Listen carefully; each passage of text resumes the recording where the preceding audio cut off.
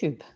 I sort of put a post on Facebook saying you've tempted me out of retirement, because I've been keeping a very low profile recently. And I just thought, you asked me if I'd be a participant and speak. And I thought, and immediately this came into my head. I want to talk about death and dying. Now, that's going to put a lot of people off, I thought. But, you know, it's, I guess it's because it's something we tend to avoid thinking about. And until we experience it with probably a loved one, you know, it's a mystery, and we shy away from it. Our ego shies away from it completely. And I just find it interesting to watch my own progress through this understanding. Before, I didn't want to know about death. You know, it wasn't going to happen to me. It wasn't going to happen to anybody I loved. And I had a very rude awakening on that one, because it happened to my husband, you know, 2 years after we retired, when he was only 50. And our perfect retirement, happy ever after life was suddenly non-existent anymore. And that shocked me to the core. And it took you know, I just didn't believe it. It couldn't happen to us. You know, I was lucky up till that stage, I suppose, that yes, grandparents had gone, but nobody close. You know, my parents were still alive. I didn't have brothers and sisters, and nobody else, apart from my cousin's father. And even then, that was just a distant memory because I was young. Nobody in my immediate circle, if you like, had died. And you know, my world fell apart, but I didn't. And that's I think, when I got in touch with the who we really are part of us, the part of us that, the essence of us that can never not be okay, the essence of us that has such a huge inner strength, and that's what I tapped into. And I amazed myself. I kind of watched myself become somebody strong, somebody that could carry on. And, you know, I had made a promise to my late husband that I would finish the house we were building at the time in Portugal. And that promise actually spurred me on to do, you know, what I would have thought previously I would never be able to do, what I thought would be impossible, to carry on. And I learned so much.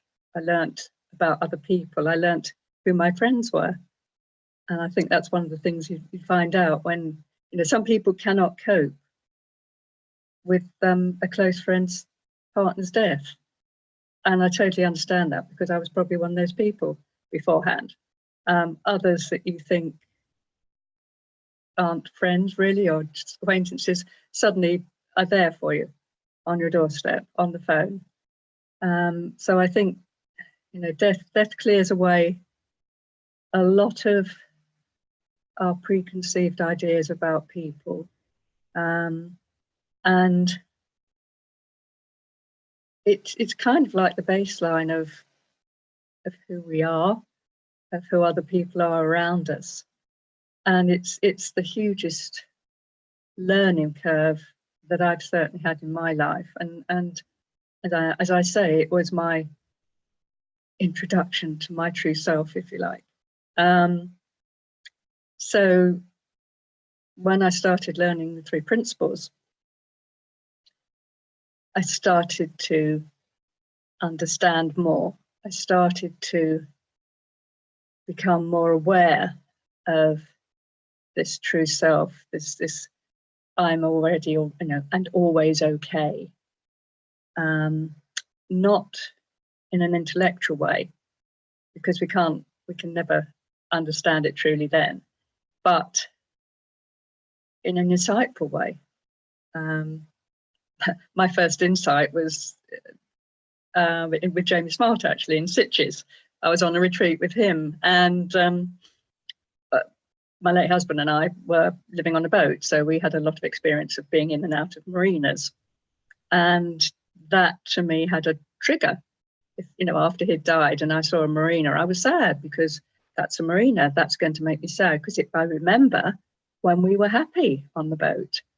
So, you know, I took that to be, well, it's always going to be like that. You know, I can't be around a marina. It's just going to be a sad thing. And I was quite happily sitting out with, there was a group of us. It was a lovely warm evening in Stitches. And just sitting, and I just happened to glance to my right, and there was a marina full of boats. And I didn't feel anything that I always felt before. And I kind of looked again. I thought, hang on, what's going on here? That's a marina. I'm supposed to be sad. Ridiculously, what's going on? And I got it. I got that I didn't have to pull this thought forward. This thought of being sad was just, you know, it was a moment that had gone, a moment past. But I kept bringing it forward with actually what is a new thought. But I hadn't done that this time. And do you know what? I even tried to manufacture it. I even tried to go, well, I should be sad. I want to be sad. What's not? Why isn't this happening? You know, and it's like, you know, when you've got toothache and you keep, your tongue keeps going to it. No, nothing happened. And I thought, this is what they're all talking about. You know, we only ever have now. Anything else is, you know, you're either thinking about a future that doesn't even exist. You don't know what's going to happen, or you're trying to think about a past that's also gone. But, you know, you're just pulling what is probably a false, you know, a slightly corrupted memory over the years. You know, doesn't exist. That was so freeing. And I just thought, wow, I have just touched, excuse me, I've just touched something amazing that can help so many people. And, you know, that still stays with me. And that's helped me through the death of, well, quite a few of my family now. And, you know, I've been privileged. I've been present. I was present when my husband died, my dad, my aunt, my mum.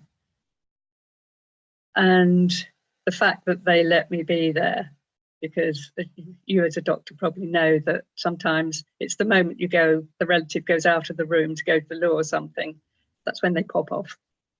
And the fact that I was there for the, you know, that moment when it's like they release, it's like they give up any struggle. They kind of accept what's happening. They become peaceful with it. And there's that last kind of little breath that happens. And then there's a pause. And then there's just stillness, you know? And that's what I mean when I say it's a total privilege to be allowed to be there when you know, the last seconds, moments of somebody's life. And what also fascinates me is that 1 minute they're there and 1 minute they're not. You know, and I felt certainly my mum, you know, it's like she rushed off to be with my dad. That's what it, you know, there was just a total not here anymore. My aunt was a little bit more cautious, and you could kind of feel that she wasn't sure. So it's okay, you know, off you go, sort of thing, and just waited a moment and thought, and looked at the body, and the body was just the shell that it always becomes. So, yeah. So I kind of lost the huge fear of death that I'd had. The terror of the unknown, because it was, for me, they've all been, although the illness that preceded it has not always been peaceful. It, you know, the body can go through a lot, but that essence, that last moment, I've only seen peaceful ones.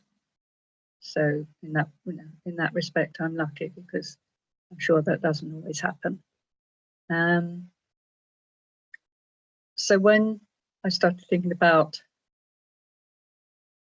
being a practitioner for the three principles, which I did for a while, it kind of seemed natural to go into the death side of things, as you do, and to help other people to see for themselves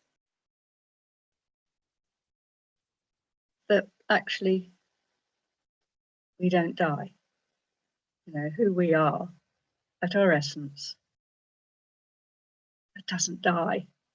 The old overcoat, the body, like, yeah, of course, it's got a sell-by date.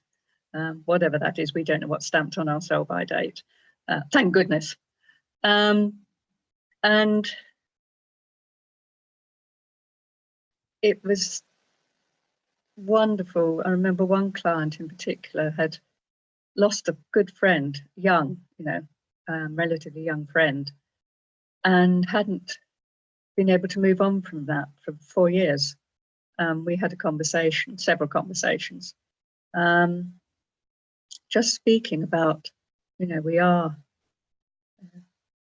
live in the feeling of our thinkings. We are conscious. Consciousness makes us aware, and gives us the feeling. And then we've got the power of thought. We can make up anything. And we live in this illusion of the material world. We live in the illusion of separation, which is a huge thing. We think we're all separate. We think we have to defend our separateness. We think, the ego likes to think it's really, in charge. And to say to people, just talking about the three principles and explaining, there's nothing, I'm going to quote Sid Banks here, and I wrote it down, there's nothing out there that can help us, and there's nothing out there that can harm us. And to see people going from, well, this happened and I'll never get over it, and that is what is making me sad, to I'm having an experience of sadness when I think about that. But I understand that that's been generated through the power of thought, through the power of mind, thought and consciousness. When you start to understand how the system works, everything changes. And it kind of gives us our power back, in that it's not that situation, that death of a person. Yes, it's sad, because hugely sad for us. We love people, and when they pass, of course we're sad, but we don't need to be afraid of that. We don't need to be afraid of our thoughts. We don't need to try and push them away. I don't want that thought. I want to be happy. I'm scared of being overwhelmed by sadness. If we can go into that, understanding the system is always generating thoughts, always generating feelings. And that's what we're feeling. That's what we're experiencing. That's the only way we can experience this life, is from the inside. When we know that, we don't have to be scared of it. We don't have to shy away. We can go, right, let's meet it head on. This is what's come up for me at the moment. I mean, I've been I've been in a cafe in Spain, sitting there quite calmly, just after Jeff died, and some music came on radio, and I was in floods of tears. Again, a trigger moment had come through in a thought. At the time, I can remember thinking, don't look at anybody, they won't understand. But now, oh well, I'm just having a sad moment. It will pass. I don't need to do anything. I can't do anything. It's just there. It's just a thought. And then I'll have a happy moment when I remember something that's happened, and I'll smile. It's the same place it's coming from, but we label bad, good, don't want. So what? Life's a contact sport. It's not all going to be peace, love, and happiness. And so it was lovely to see my client suddenly start to understand that. And the last conversation we had together, I said, "How are you?" And she said, "Do you know what, Jill? Something interesting happened the other night." She said, "I was lying in bed and I was thinking of my friend, and it was as if she brushed past me and she just touched my face lightly, and she said, I knew she was okay." Now that's huge. That released her from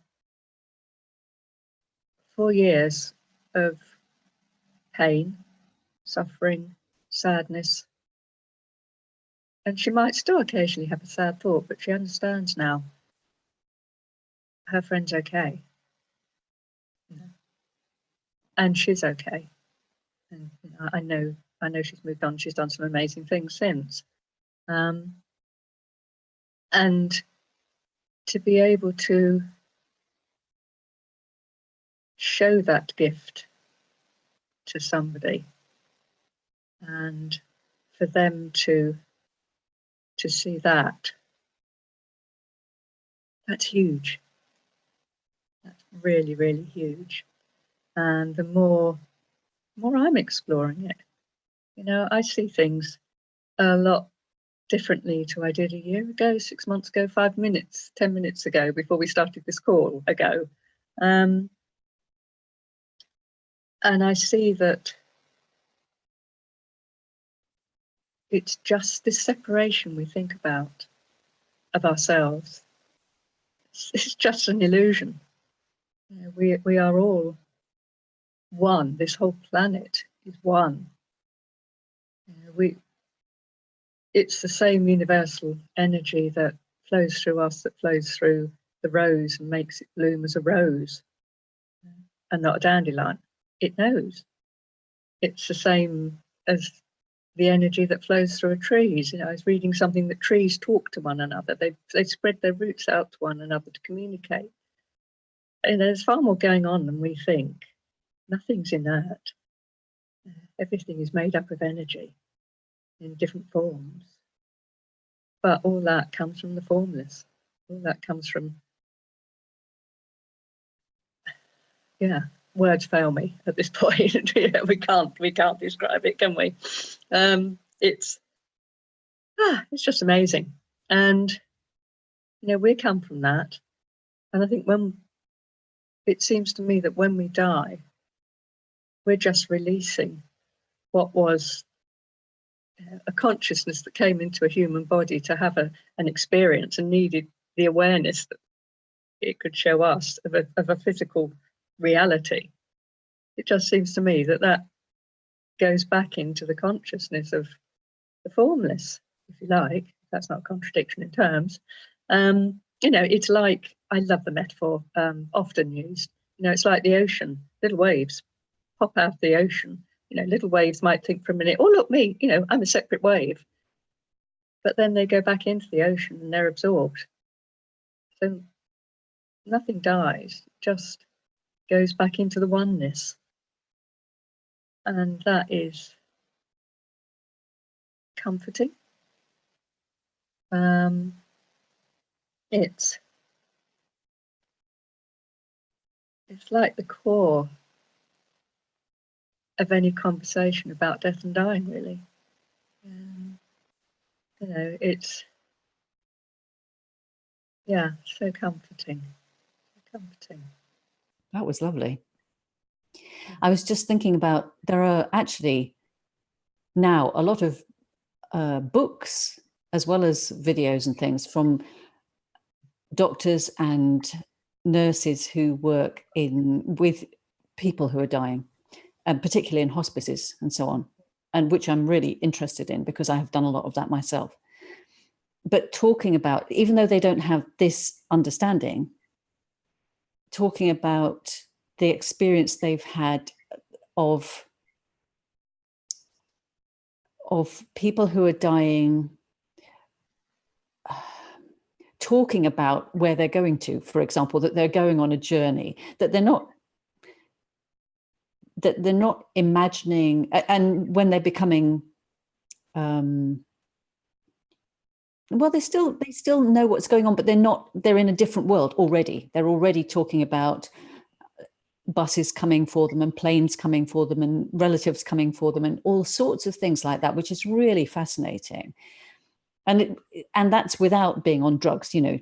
I know some people are on drugs, but even without that, it very near the end, people are aware that there's a transition of some sort. But as you say, not that it's an ending, certainly not that it's an ending, but that it's a transition of some sort, which is really interesting, I find.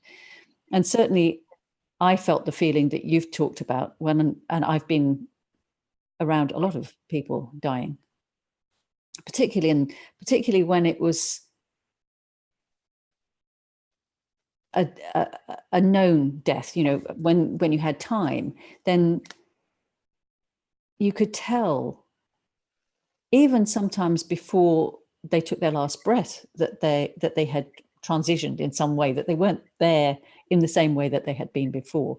And it was interesting that when you spoke about that to start with, you said, oh, she'd gone. But as you said, you don't mean she'd gone forget completely, but gone into a different form, or into, yeah.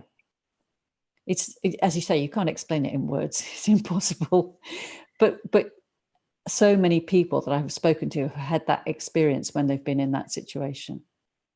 And even lots and lots of doctors who never thought like that before, or never imagined, they're very logical people who are not thinking that sort of thing is going to happen, but they've all had that experience. And as I say, there are lots of books out there now describing what nurses and doctors have experienced in that situation.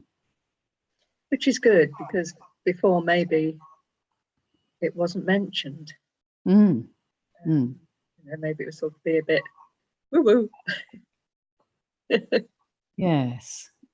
I know the other part was, though, that you said, and that you were explaining, that you don't have to change your feelings, that although the feeling is coming from a thought, which you noticed when your thought changed,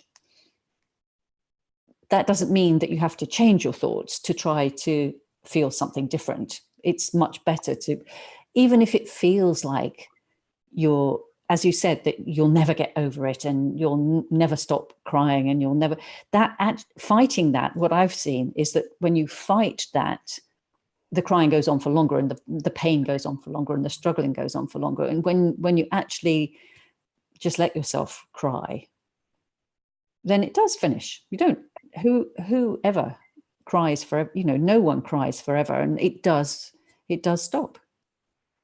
It does stop, even though it sometimes feels like it's not going to. But the more you fight against that, rather than diving into it, like you said, it takes longer. Yeah, and I think it's, I guess I'd reiterate it again, it's once you start to get this understanding, once you start to see where experience comes from, it's like taking a step behind the scenes, if you like. Mm-hmm. So you don't believe what's going on the stage so much. You're going, oh, hang on, I know what's going on. When you see it, when you're right in the middle of it, forget it. You're in the middle of it. You're as caught up as anybody. We're human. That happens. But then there's a glimpse of, oh yeah, okay, I know what's just been going on. Well, that was pretty impressive. That was the whole caboodle. That was lights, music, action, fabulous, fabulous fantasy there of what I thought was really going on. But no, of course not. Yeah, it's so much fun when that happens, isn't it? I was just thinking, though, that I came across the principles about 2 weeks before my mother died, when I was nursing her through cancer. And my father had always expected that he would die first, and that my mother would, because they were both very well until that point. And he had always expected to die first, and so was very upset, obviously. And because I had just learned about the principles, at that stage, I was trying to make him better. I was trying to tell him about it, just when he was going through his initial grief, which is normal and natural, and, as you say, just allow it to happen. I was trying to explain to him why he didn't need to feel that way, which wasn't very not helpful at all. Get down, Anne. Yes, but I learned that that's not what you do. We're not here to fix anybody. No. We know that however far off the compass route they've got, they'll come back. That's our natural place, true north, if you like. But we just all the time we do that. And that's another, that's a beautiful thing about it. I don't know, mostly everybody, when they start to understand this, they rush up to people. I rushed up to my friends. Listen, this is the best thing since sliced bread. You've got to listen. And I'm here to fix you. Everything's going to be fine because I'm going to fix you. And I got to the stage of people backing away and going, no, it's her again. And then suddenly you go, oh, I'm not here to fix people. I'm just here to live the principles in my own life. And then if people say to me, "You're very calm around this situation," well, yeah, I am or I'm not, but it's, things. I find that several friends have passed recently, actually. I've had a couple of friends pass, one very unexpected, and there's that initial, what? How? It's happened. And I find it takes me a while, and then I'll suddenly get really, really sad. But then it's quite a quick process to go to, it's okay. That's what happened. I have no understanding of the why or wherefore, or why it was their time to go, or any of those conversations. I don't know.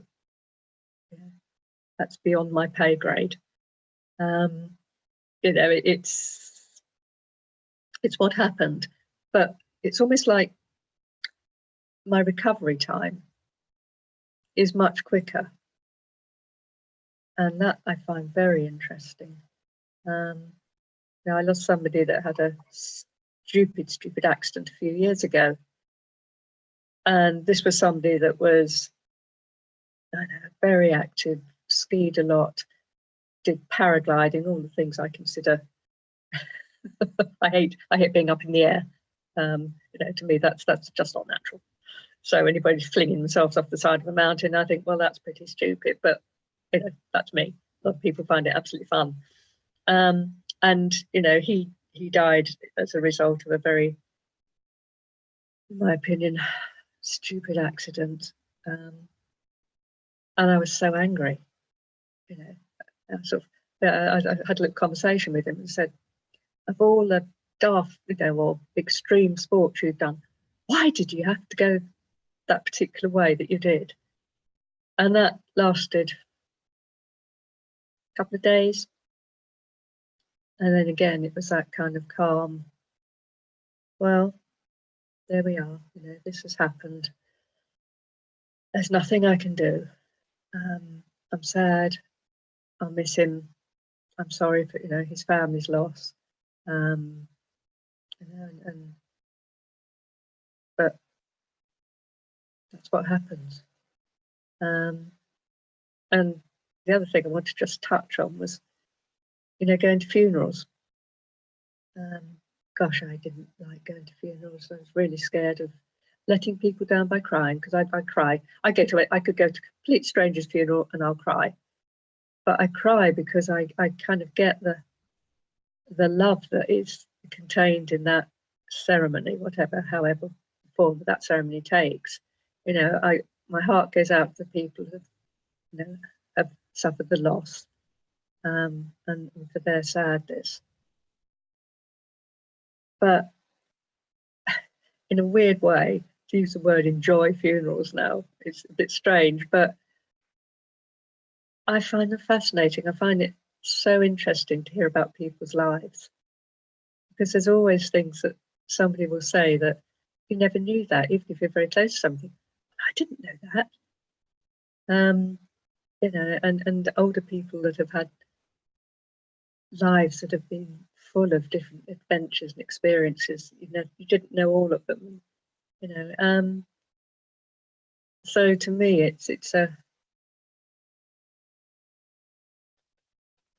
privilege. I'm going to use that word again. It's a privilege to be present at somebody's funeral, be it a celebration of their life or a funeral.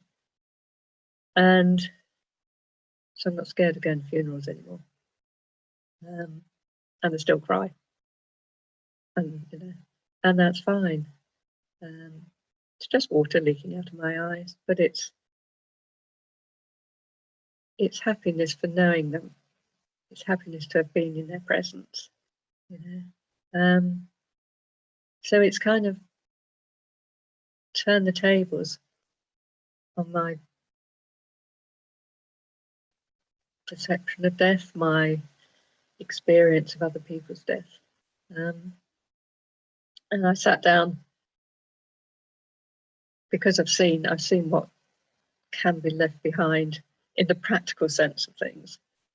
I sat down, I've remade my will, I've done my power of attorneys, I've written out the instructions for my funeral, chosen the music.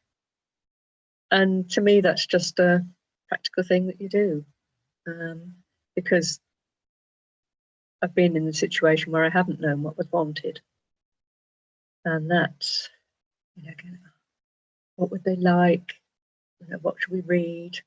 And when you're in the middle of the grieving process, that's actually probably not your best moment to have to take those decisions. And I went to a funeral recently where obviously the people that were organising it didn't actually know the person's wishes. They'd maybe hadn't expressed them, and there was mutterings afterwards. Well, they wouldn't have liked that, down to the fact, well, you didn't like ham, why did they serve ham? So again, having this understanding in the most practical way, has said to me, oh, just get it organised, Gillian, and leave a note for somebody, this is where you find it. And it's done. It's done. And being able to contemplate my own death, especially as I get a little bit older, gets a little bit nearer. It's sort of like the penny machine the old-fashioned slot machines that used to play in the arcades, where you put the pennies in and there's this conveyor belt nudging everything towards the edge, and at some stage I know I'm going to be the one that's going to drop off the edge. But I have a certain peace about that. I guess, like everybody, I'm scared for physical departure, but I'm not scared about going back into formless. That's going to be fascinating. Really fascinating. Yeah. Who knows? Who knows? Could be everything or it could be nothing, and that actually doesn't matter whichever way. It's interesting that you said that you felt angry when that one friend died, that you felt very sad one time and that you felt very angry one time. And it's because now we know that our experience is coming from whatever thought is going through at the time. Nothing is right or wrong, is it? There's no right or wrong way to feel. It's when my mother died, I actually didn't feel sad. A little bit, but not. I cried at her funeral in the same way that you're just talking about. I always cry at funerals, and I actually quite enjoy crying. That's another thing, if I just actually enjoy the feelings I'm going through, and it is because it's mostly about love, I think, as you said. But when she actually died, I was expecting it. I knew it was coming, and I knew she wasn't going anywhere. So, and partly, of course, it didn't feel very real, as you say. It doesn't at first. It doesn't feel real, but so I sort of expected the sadness to come afterwards, but it didn't. I guess I just didn't have sad thoughts about it because I knew that everything was okay with her. She was out of pain, out of discomfort, and yeah.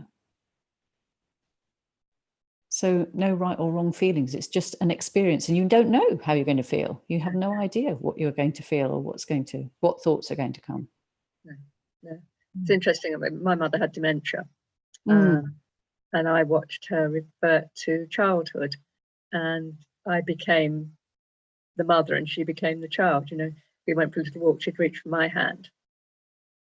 So I probably did my grieving for my mother while she was still alive, because, as I say, as her mind disappeared more and more, and she didn't have much to say, and she'd always been very, very chatty, and you just, back to childhood, and suddenly that was all right, and so when she died, like you, it was kind of like she'd had enough, it was time. It was time. And that was, sad for a short while, but that's, she's at peace now. She's wherever, whatever, in whatever form of energy.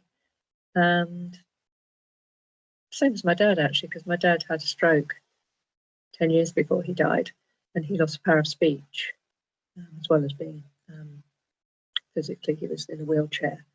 And that was hugely frustrating for him. So when he died, it was like, oh, thank goodness he's free.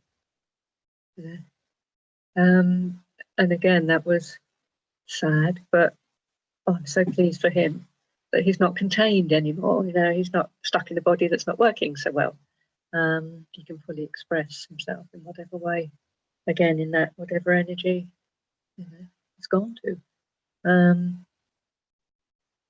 So I think as you get older, you start to appreciate the kindness of death sometimes. It can't last forever. And if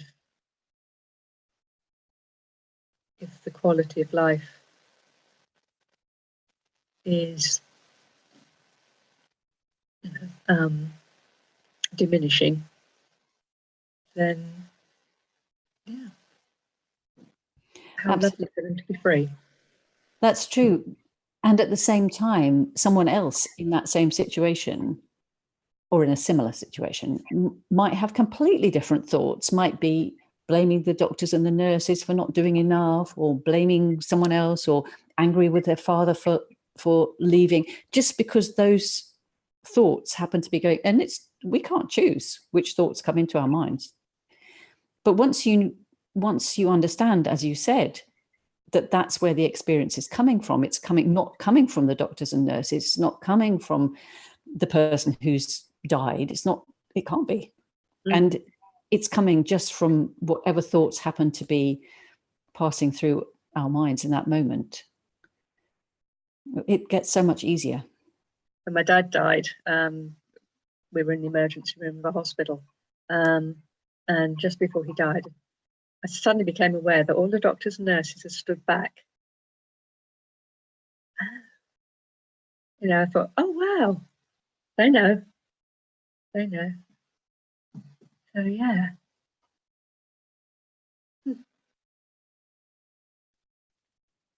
And it was kind of like they've done their job. That's it. It's all we can do. Just let them have a moment.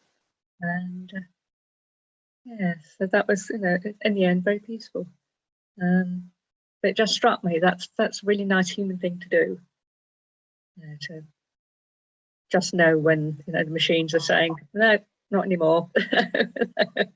So yeah. That just reminded me that what came to my mind was when I was in general practice here.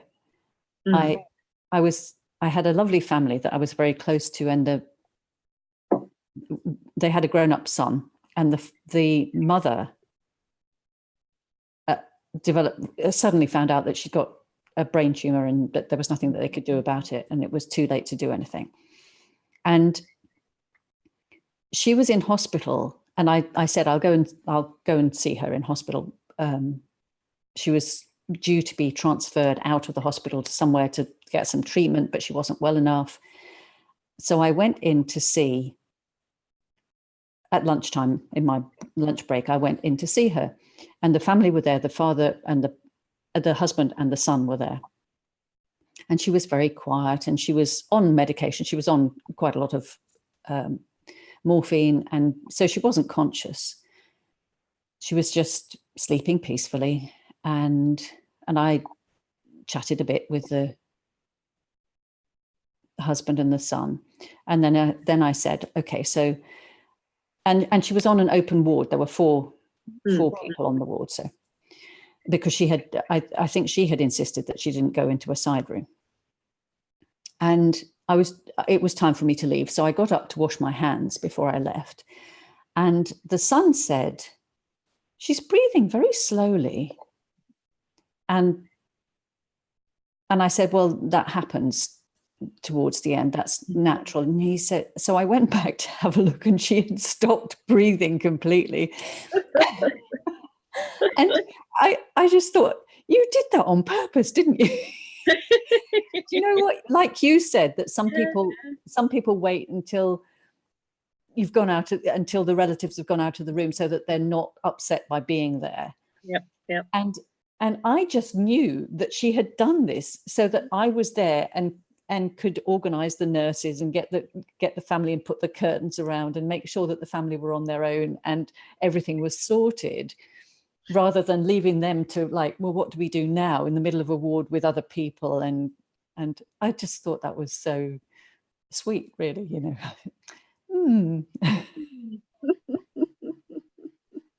Yeah. I'd love to know what happens, but there's only one way I'm going to find out, and then I won't be able to tell anybody.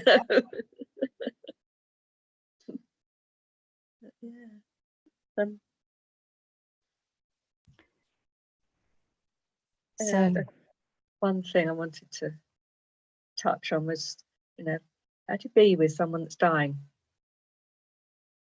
You know, because that again can be really uncomfortable.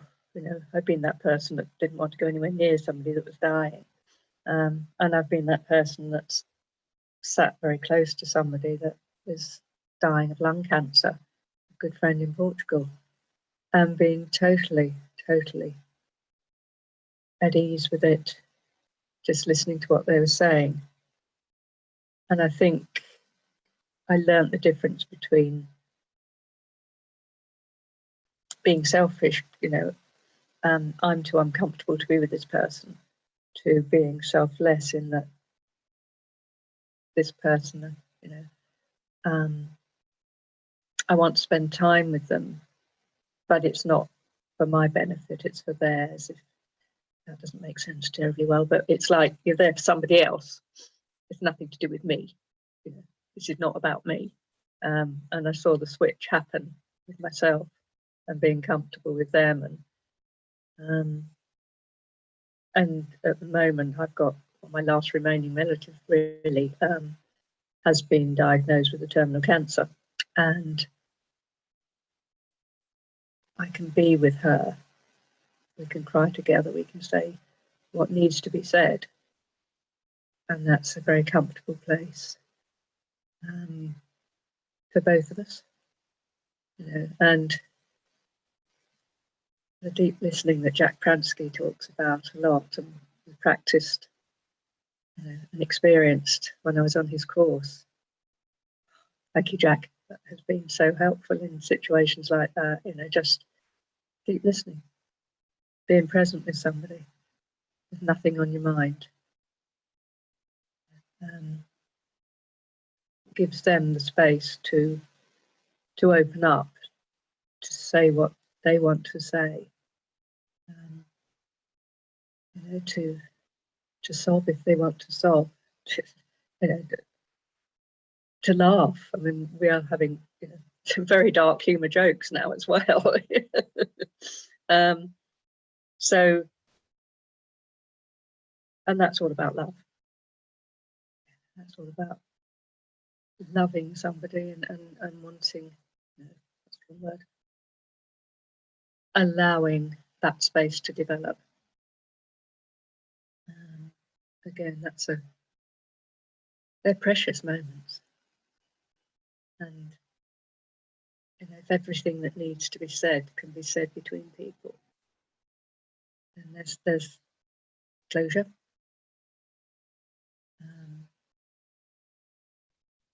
Nothing left unsaid. There's no loose ends not tied up, if you like. There's a completeness there for both people.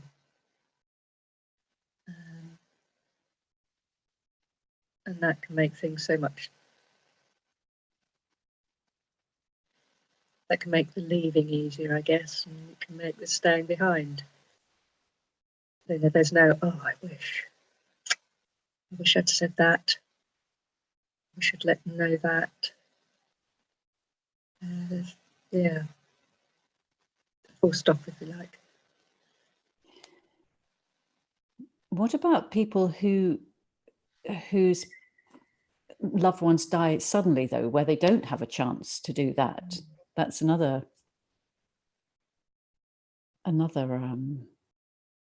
different situation where you can think, oh, I didn't have a chance to say this and I didn't have a chance to say that, which